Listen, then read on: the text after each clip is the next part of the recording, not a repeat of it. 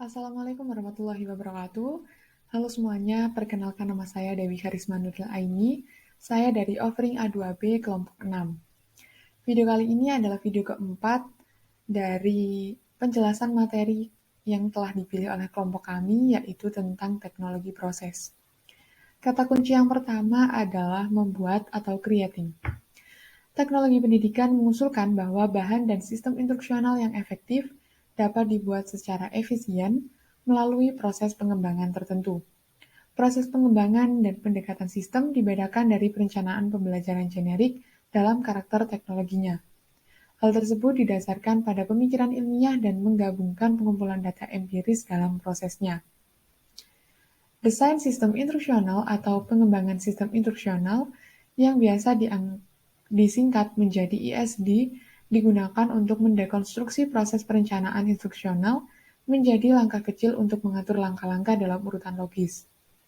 Dan kemudian menggunakan output dari setiap langkah sebagai input berikutnya. Model ISD menyediakan alat komunikasi untuk menentukan hasil yang sesuai, mengumpulkan data, menganalisis data, menghasilkan strategi pembelajaran, memilih atau membangun media, melakukan penilaian, dan menerapkan serta merevisi hasil. Kemudian untuk kata kunci yang kedua adalah menggunakan atau using. Using adalah proses penggunaan.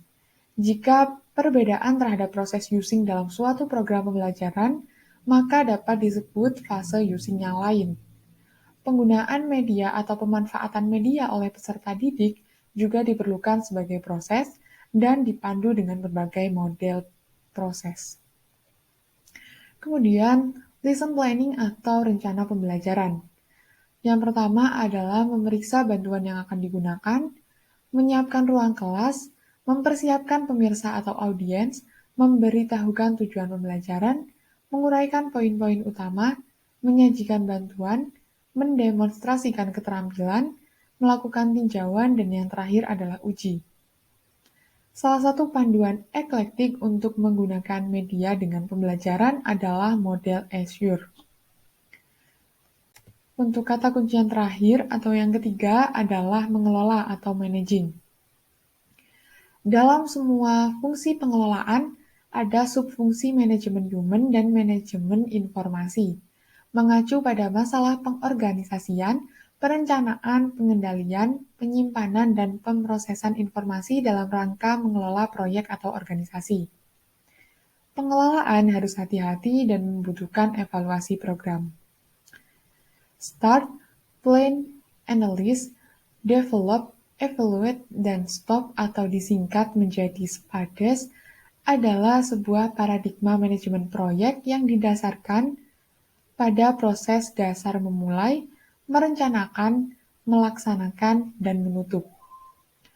Kemudian untuk komponen SPADES sendiri adalah tugas, peristiwa, prosedur, produk, dan proses yang umumnya terkait dengan pengelolaan proyek teknologi pendidikan.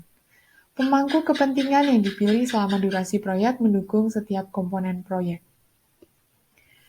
Itu saja penjelasan mengenai kata kunci yang saya ambil atau bagian saya.